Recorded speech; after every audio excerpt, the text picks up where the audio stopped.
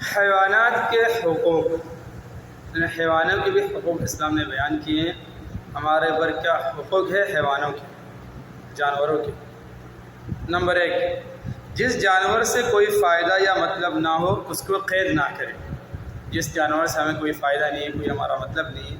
ہماری کسی مقصد پہ نہیں ہے، ہماری کسی ضرورت پہ نہیں، اس کو قید نہ کیا جائے۔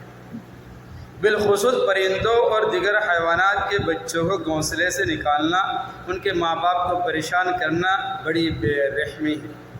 نمبر 2، حلال جانوروں کو بھی محض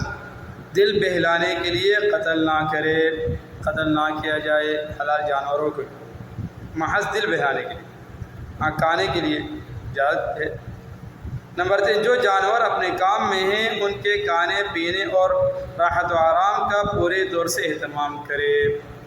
ان کی طاقت سے زیادہ ان سے کام نہ لے، ان کو حد سے زیادہ نہ مارے۔ اگر اس کے خلاف کی گئی اللہ تعالیٰ کے ہم پاس پرس ہوگی، اللہ نے ان جانوروں کو ہمارے لیے مسخر کیا ہے، تو وہ اللہ ہم سے پوچھے گا بھائی جو اللہ نے حقوق ان کے ہمارے اوپر لازم کیے ہیں، ہمارے ذمے ہیں، ہم نے ان حقوق کی رعایت کی یا نہیں کی۔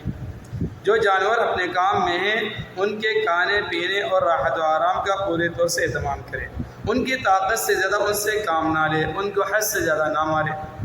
نمبر 4،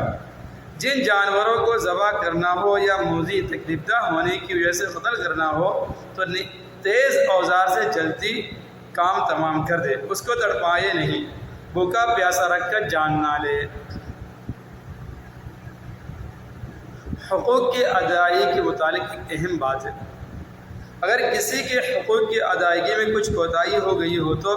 جو حقوق اب ادا کیے جا سکتے ہوں ان کو ادا کرے یا معاف کروائے۔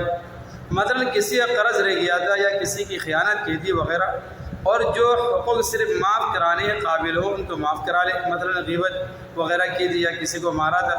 اور اگر کسی وجہ سے حقداروں سے نہ معاف کرا سکتا ہے نہ ادا کر سکتا ہے تو ان لوگوں کے لیے ہمیشہ بخشش کی دعا کرتا رہے، ان لوگوں کے لیے جن کے حقوق ضائع کیے بخشش کی دعا کرتا رہے۔ امید ہے کہ اللہ تعالیٰ قیامت میں ان لوگوں کو راضی کر کے معاف کرا دیں گے، مگر اس کے بعد بھی جب ادا کرنے کا یا معاف کرانے کا موقع ہو تو اس وقت اس میں غفلت نہ کرے۔ اور جو حقوق خود اس کے دوسروں کے ذمے رہ گئے ہیں، جیسے ہمارے حقوق کسی اور کے ذمے ہیں، جن سے وصولی کی امید ہو تو نرمی کے ساتھ ان سے وصول کرے، اور جن سے امید نہ ہو یا وہ حقوق وصولی کے نہ ہو جیسے غیبت وغیرہ، تو اگرچہ قیامت میں ان کے عوض نیکیاں ملنے کی امید ہے